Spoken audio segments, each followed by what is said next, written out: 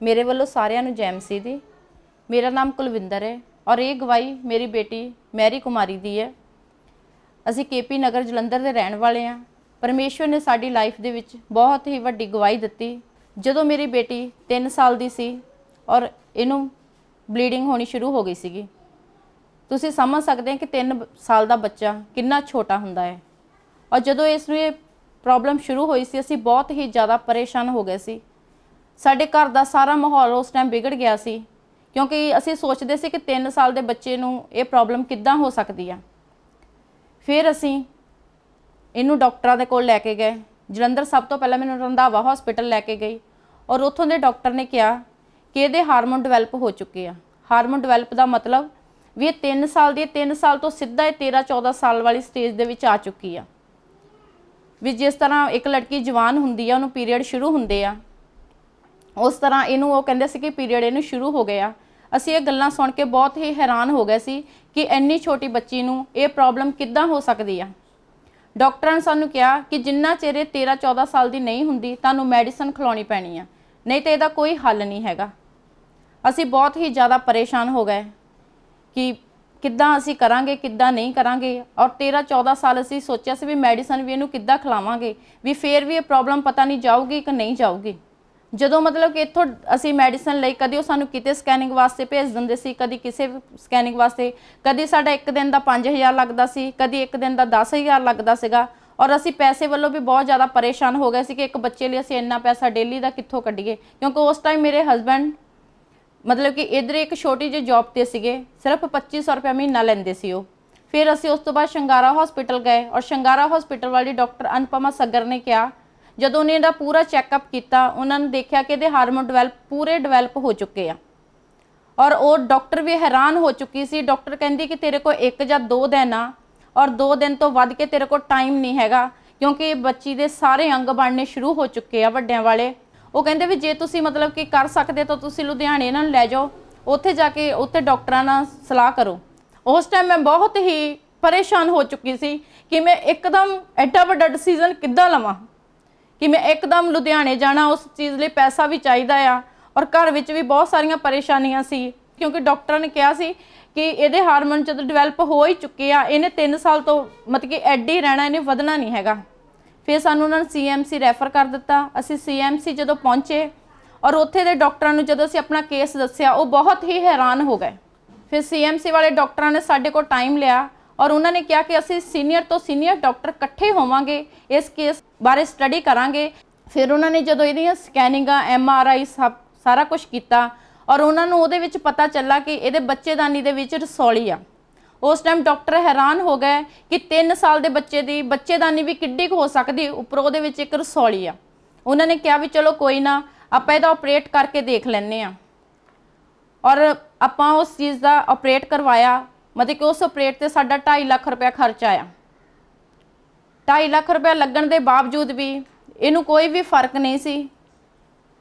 थोड़ा टाइम ये ठीक रही, उस तो बाद ये फिर पेट में पेन शुरू हो गई और 1 महीना होया सी इहदे ऑपरेशन नूं। और जदों इहदे पेन होनी शुरू हो गई और डॉक्टर नूं मैं कहा कि डॉक्टर साहब इहदे दोबारा फिर पेन हुंदी आ, तुसीं इहदा चैकअप करो। जदों उन्होंने दोबारा चैकअप किया, डॉक्टर फिर दोबारा हैरान हो गए। उस टाइम जदों उन्होंने इहदे एक्सरे किए, उस टाइम 11 डॉक्टर उत्थे मौजूद सी और 11 के 11 डॉक्टर हैरान हो गए कि चीज़ किद्दां हो गई। उन्होंने दस्सिया कि जदों असी मतलब कि इहदा ऑपरेट किया, कहंदे भी असी इस चीज़ वाले ध्यान बिल्कुल नहीं दिता कि इहदी एक किडनी भी छोटी आ। एक इहदी किडनी 78 पॉइंट सी और दूसरी 22। और उन्होंने एक गल नाल ये भी क्लीयर की कि इस किडनी दे विच एक धब्बा आ जिसनों दुनिया की कोई भी ताकत बदल नहीं सकती।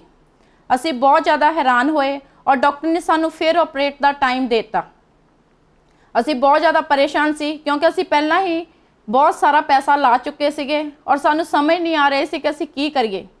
फिर उस तो बाद सानू किसी ने खांबरा चर्च बारे दस्सिया। मसीह तो सी मैं 17 साल तो हाँ, तो जदों सानू किसी ने खांबरा चर्च बारे दस्सिया 2011 दे विच मैं खांबरा चर्च अपनी बेटी नूं लैके गई और उत्थे जाके असी जदों परमेश्वर दा वचन सुनिया और उत्थे दीयां गवाहियां सुनिया, साडे मन नूं बहुत ही ज़्यादा विश्वास हो गया कि जिस चीज़ नूं डॉक्टर नहीं कर सकते परमेश्वर कर सकदा है।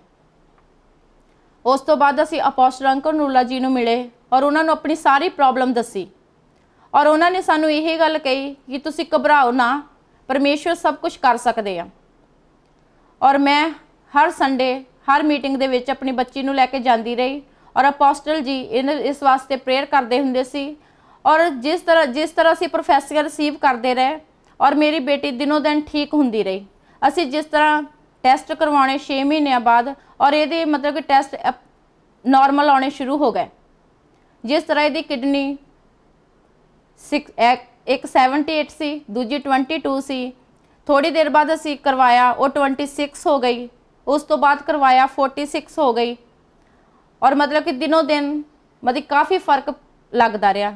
ਅੱਜ ਮੇਰੀ ਬੇਟੀ 13 ਸਾਲ ਦੀ ਹੋ ਚੁੱਕੀ ਆ। ਮੇਰੀ ਬੇਟੀ ਬਿਲਕੁਲ ਨੋਰਮਲ ਆ। ਜਿਸ ਤਰ੍ਹਾਂ ਡਾਕਟਰਾਂ ਨੇ ਕਿਹਾ ਸੀ ਕਿ ਇਹਨੂੰ ਦੁਬਾਰਾ ਕਦੀ ਵੀ ਬਲੀਡਿੰਗ ਸ਼ੁਰੂ ਹੋ ਸਕਦੀ ਆ, ਅੱਜ ਇਹ 13 ਸਾਲ ਦੀ ਹੋ ਚੁੱਕੀ ਆ। ਜਦੋਂ ਤੋਂ ਚਰਚ ਅਸੀਂ ਖਾਂਬਰਾ ਜਾਂਦੇ ਆ, ਇਸ ਨੂੰ ਉਹ ਪ੍ਰੋਬਲਮ ਕਦੀ ਵੀ ਨਹੀਂ, ਬਲੀਡਿੰਗ ਕਦੀ ਵੀ ਸ਼ੁਰੂ ਨਹੀਂ ਹੋਈ।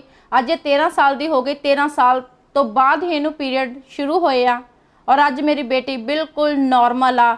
ਔਰ ਜਿਸ ਤਰ੍ਹਾਂ ਡਾਕਟਰਾਂ ਨੇ ਕਿਹਾ ਸੀ ਕਿ 3 ਸਾਲ ਦੀ ਇਹ ਵੱਡੀ ਨਹੀਂ ਹੋ ਸਕਦੀ, ਅੱਜ ਤੁਹਾਡੇ ਸਾਹਮਣੇ ਆ, ਇਹ ਬਿਲकुल ਆਪਣੀ ਏਜ ਦੇ ਅਕੋਰਡਿੰਗ ਵੱਧ ਚੁੱਕੀ ਆ। ਔਰ ਜਿਸ ਤਰ੍ਹਾਂ ਡਾਕਟਰਾਂ ਨੇ ਕਿਹਾ ਸੀ ਕਿ ਇਹਦੀ ਕਿਡਨੀ ਵਿੱਚ ਇੱਕ ਧੱਬਾ ਆ, ਉਹ ਧੱਬਾ ਵੀ ਹੁਣ ਇਹਦੀ ਕਿਡਨੀ ਦੇ ਵਿੱਚ ਗਾਇਬ ਹੋ ਚੁੱਕਾ ਆ। ਇਸ ਗਵਾਹੀ ਲਈ ਪਰਮੇਸ਼ਵਰ ਜੀ ਦਾ ਮੈਂ ਬਹੁਤ ਬਹੁਤ ਤਹਿ ਦਿਲ ਤੋਂ ਧੰਨਵਾਦ ਕਰਦੀ ਹਾਂ ਔਰ ਅਪੋਸਟਲ ਅੰਕਲ ਨੂਰਲਾ ਜੀ ਦਾ ਵੀ ਮੈਂ ਬਹੁਤ ਬਹੁਤ ਧੰਨਵਾਦ ਕਰਦੀ ਹਾਂ, ਜਿਨ੍ਹਾਂ ਦੇ ਰਾਹੀਂ ਪਰਮੇਸ਼ਵਰ ਨੇ ਸਾਡੇ ਜੀਵਨ ਦੇ ਵਿੱਚ ਕੰਮ ਕੀਤਾ। ਜਿਸ ਤਰ੍ਹਾਂ ਡਾਕਟਰਾਂ ਨੇ ਕਿਹਾ ਸੀ ਕਿ ਇਹਨੇ 3 ਸਾਲ ਦੀ ਜਿੱਡੀ ਸੀ ਓਡੀ ਇਹਦੀ ਹਾਈਟ ਰਹੇਗੀ, ਇਹ ਵਧੇਗੀ ਨਹੀਂ, ਪਰ ਪਰਮੇਸ਼ਵਰ ਨੇ ਸਾਡੀ ਲਾਈਫ ਦੇ ਵਿੱਚ ਚਮਤਕਾਰ ਕੀਤਾ।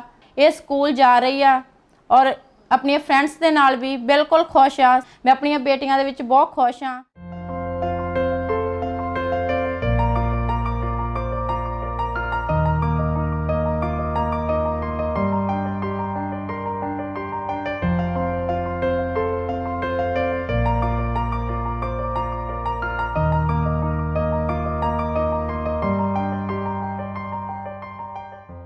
ਅਸੀਂ ਡੇਲੀ ਪ੍ਰੇਅਰ ਕਰਦੇ ਹਾਂ, ਪਰਮੇਸ਼ਰ ਦੇ ਵਚਨ ਨੂੰ ਸੁਣਦੇ ਹਾਂ ਔਰ ਬਾਈਬਲ ਪੜ੍ਹਦੇ ਹਾਂ। ਪਰਮੇਸ਼ਰ ਨੇ ਸਾਡੀ ਲਾਈਫ ਦੇ ਵਿੱਚ ਬਹੁਤ ਹੀ ਵੱਡਾ ਕੰਮ ਕੀਤਾ ਆ। ਅਸੀਂ ਅਪੋਸਟਲ ਅੰਕਲ ਨੂਰਲਾ ਜੀ ਦਾ ਔਰ ਪਰਮੇਸ਼ਰ ਦਾ ਬਹੁਤ ਬਹੁਤ ਹੀ ਧੰਨਵਾਦ ਕਰਦੇ ਹਾਂ। ਸਾਰਿਆਂ ਨੂੰ ਸਾਡੇ ਵੱਲੋਂ ਜੈ ਮਸੀਹ ਦੀ।